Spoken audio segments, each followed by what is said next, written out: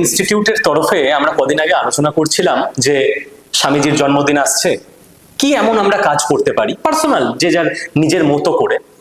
আমি আজকে অফিসে ঢুকলাম, অফিসে ঢুকে খুব অবাক হয়ে দেখছি যে ও আমাদের কেমিস্ট্রি টিচার ঋতিকা। তো ঋতিকা অসাধারণ পড়ায়, সেটা তো পরের কথা, আজকের আমাদের এই ভিডিওর সঙ্গে সম্পর্কিত নয়। তো ওর প্রথম থেকেই দেখছি খুব বড় চুল। তো আজকে এসে দেখছি কি ব্যাপার, এইটুকু ছোট্ট করে চুল কেটে এসছে। তো আমি বললাম কি ব্যাপার, দিয়ে ও আমাকে যেটা বললো, আমি নিজে স্টান্ট, যে স্বামীজির জন্মদিন উপলক্ষে কিছু করার কথা ছিল, নিজে ত্যাগ স্বীকার করে মানুষের জন্য যদি কিছু করা যায় তার থেকে ভালো আর কি হতে পারে। তো কি করেছে, কেন করেছে আমি বলবো, ওকে ওর নিজের মুখ থেকে বলার জন্য, আপনাদের সঙ্গে শেয়ার করার জন্য। একদমই তাই। আমি চুল আমার ছোটবেলা থেকেই, প্রথমের দিকে তো খুব বাড়তো না, কিন্তু তারপর থেকে আমার আস্তে আস্তে চুলটা যখন বড় হওয়া শুরু করলো, আমি চট করে এতটা ছোট কোনোদিনও আর করে ফেলিনি।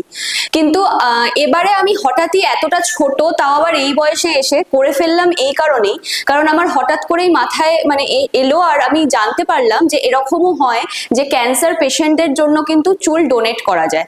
তো তোমরা দেখতে পাচ্ছ আমি একটা নিয়ে বসেই আছি। তো এই হচ্ছে আমার চুলটা। মানে অনেকে দেখলেই ভাববে আমি নিয়ে নিয়ে ঘুরছি চুলটাকে, এই কারণে মানে আমার ব্যাগেই ছিল। আমি কালকে চুলটা কেটেছি, এটা প্রসেস, মানে এইভাবেই চুলটাকে ওয়াশ করে এরকম বিনুনি করে চুলটাকে কাটতে হয়। এটা হচ্ছে বেসিক্যালি ক্যান্সার পেশেন্ট যারা আছেন তাদের সত্যি এই সময়টা মানে খুবই একটা দুর্বিষহ সময়ে চলে। সেই সময় চুল, যাদের মাথা ভর্তি চুল, চুল উঠে যায় সমস্ত কেমোথেরাপির ফলে।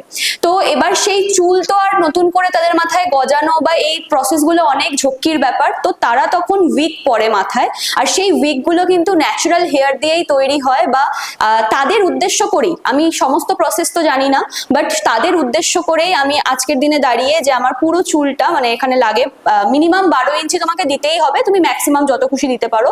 তো 12 ইঞ্চি আমাকে কাটতে হতো, তো আমি মোটামুটি 15 ইঞ্চি এখানে কেটে নিয়েছি, যাতে ওদের কম না পড়ে, বেশি থাকে। এই হচ্ছে ব্যাপার, যাতে এই সময় ওরা একটা মেন্টাল স্ট্রেংথ পায়। এই হচ্ছে ব্যাপার। তো ডাক্তারবাবুরা তাদের মেডিকেল সায়েন্স দিয়ে পেশেন্টদের তো ভালো রাখার জন্য চেষ্টা করবেন, যেটুকু ওর তরফ থেকে সম্ভব ও ভেবেছে মানসিকভাবে পাশে দাঁড়ানোর জন্য। আমি ওকে বললাম যে স্কিল বাংলা চ্যানেলে এই ভিডিওটা আমি দেবই, কারণ প্রচুর মানুষের কাছে পৌঁছানো দরকার। ওর দেখা দেখি বিভিন্ন এনজিওর হেল্প নিয়ে যদি আরো 100 জন এই চ্যানেল থেকে এই একই কাজ করতে এগিয়ে আসে, সেটা একটা বিশাল বড় কাজ হবে। এবং সেই জন্য ও প্রথম দিকে হেজিটেট করলেও আমি জোর করেই এই ভিডিওটা করালাম। আমি আপনাদের কাছে আহ্বান করব যে এই ভিডিওটাকে আপনার পরিবার, বন্ধু বান্ধব সবার কাছে পাঠান, এবং আপনার কাছের কোনো এনজিওর সাহায্য নিয়ে, যাদের পক্ষে সম্ভব তারাও এটা করুন।